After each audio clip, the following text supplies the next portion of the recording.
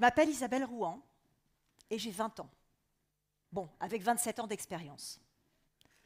Pendant 20 ans, justement, j'ai été salariée. Et dans mon dernier job salarié, chez Facebook, en 3 ans, j'ai vu le chiffre d'affaires faire x20, pendant que les effectifs faisaient x4. Je retiens de cette expérience-là qu'il n'y a plus rien de permanent, sauf le changement. C'est pour ça que j'ai décidé de créer mon entreprise. Je me passionne pour 3 choses: l'éducation, le recrutement et les métiers du futur. Parce que ce qui change notre société, c'est les gens et la technologie.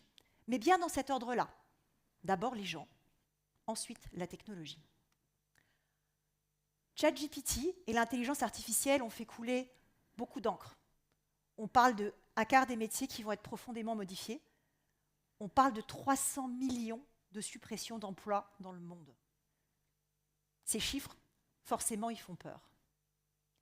Mais mon point de vue, c'est de vous expliquer qu'on peut voir le verre à moitié plein et que l'intelligence artificielle peut être et doit être un tremplin vers l'emploi. Et déjà, le premier message que je veux vous passer, c'est qu'il ne faut pas avoir peur de l'intelligence artificielle. Et pour vous le démontrer, j'ai choisi un exemple avec des petits chats. Autant parler de ChatGPT avec des petits chats. Cet exemple, il a été développé par une start-up qui s'appelle Pix2Pix, qui fait de l'intelligence artificielle générative. Concrètement, il montre des photos de petits chats à une machine apprenante, à une IA, et au bout d'un certain temps, l'IA est capable de recréer, à partir de la simple esquisse que vous voyez à ma droite, l'image que vous voyez à ma gauche. Ça ressemble vraiment à un petit chat. Mais l'IA qui fait ça, elle ne sait pas qu'un chaton c'est mignon, elle ne sait pas qu'un chaton ça ronronne, elle ne sait pas qu'un chaton on peut le caresser. Rien ne remplace l'expérience humaine. Puis ça ne sert à rien d'avoir peur de l'intelligence artificielle. C'est juste une rupture technologique qui change le travail. Ce n'est pas la première fois que ça nous arrive, c'est la 4e fois. Première rupture technologique, c'est 19e siècle. Arrivée de la machine à vapeur, ça crée l'exode rural et le début de l'industrialisation. La deuxième, c'est au 20e siècle, début du 20e siècle, avec l'électrification, on invente le travail à la chaîne. La 3e rupture technologique, elle est plus proche de nous, c'est dans les années 70 à 2000, c'est l'essor de la micro-informatique qui va créer tout ce qui est tertiarisation de l'économie. Et la 4e, c'est celle de l'intelligence artificielle qui démarre dans les années 2010, qui déclenche ce que j'appelle moi les emplois 4.0. Mais ce qu'il faut avoir en tête, c'est qu'à chaque fois, ces révolutions, elles ont créé plus d'emplois qu'elles n'en ont détruit. Déjà, j'en veux pour preuve que la population active en France, au 19e siècle, c'était 19 millions de personnes. Maintenant, c'est 30 millions de personnes. Et puis, au-delà de ça, quand on regarde un petit peu dans le futur, on va avoir 15 millions de créations d'emplois en Europe d'ici 2025 du fait de l'intelligence artificielle, et en parallèle, 6 millions de destructions. Donc on voit bien que la balance, elle est positive. Après, le défi, c'est qu'est-ce qu'on fait de tout ça? Comment est-ce que d'une part, on staffe les 15 millions d'emplois qui se créent, et d'autre part, comment on s'occupe des 6 millions de personnes dont l'emploi est en train de disparaître? Parce que, selon moi, ce qu'il faut, c'est protéger les gens. C'est bien plus important de protéger les gens que les emplois. C'est pas très grave si on n'a plus de poinçonneurs au lilas. C'est pas très grave si on n'a plus de liftiers dans les ascenseurs. C'est pas très grave si on a moins de maréchaux ferrants. Le vrai sujet, c'est que tout le monde peut changer de métier pourvu qu'on l'accompagne. Et donc le défi qu'on a collectivement à relever, c'est justement de trouver une solution individuelle pour chacune des personnes dont le métier va disparaître du fait de l'intelligence artificielle. Il y a 3 défis majeurs que nous devons relever si nous voulons faire en sorte que l'intelligence artificielle soit un tremplin vers l'emploi. Le premier défi, c'est celui de l'obsolescence accélérée des compétences techniques. Je parle là d'un savoir-faire. Un savoir-faire avait une durée de vie de 20 ans dans les années 70. C'était très cool. On allait à l'école, on se formait, on apprenait un métier, éventuellement on se reformait une nouvelle fois à mi-parcours, et les carrières étaient relativement linéaires. Ça, c'est fini. Un savoir-faire technique a aujourd'hui une durée de vie entre 12 et 18 mois, et aura à terme en 2025 une durée de vie d'1 an. Donc il faut se former tout au long de la vie, mais on ne peut plus capitaliser sur ses compétences techniques. La bonne nouvelle, parce qu'il y a quand même une bonne nouvelle dans cette histoire, c'est qu'il y a un autre type de compétences. Les compétences de savoir-être, les fameuses soft skills. Ces compétences-là, elles se bonifient avec le temps, un peu comme le bon vin. Je parle de l'agilité, de la capacité à travailler en équipe, la capacité à prendre la parole en public, par exemple, ou encore la capacité d'apprendre à apprendre. Cultivons ces savoir-être parce que ce sont eux qui vont nous rendre employables tout au long de la vie. Deuxième défi, c'est celui de l'essor des services à la personne.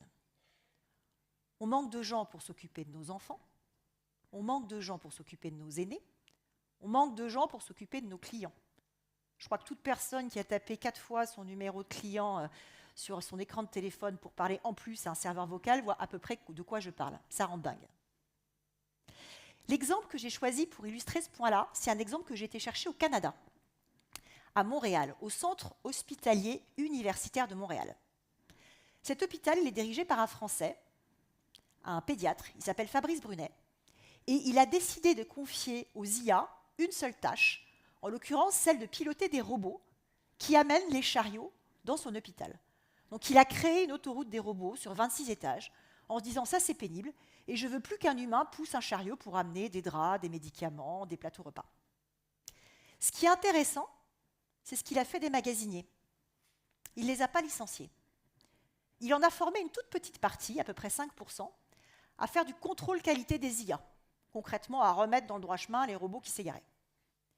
Et 95% d'entre eux, il les a accompagnés pour changer de métier, pour devenir logisticienne et logisticien, pour répartir dans les étages de l'hôpital les plateaux repas, les draps, les médicaments.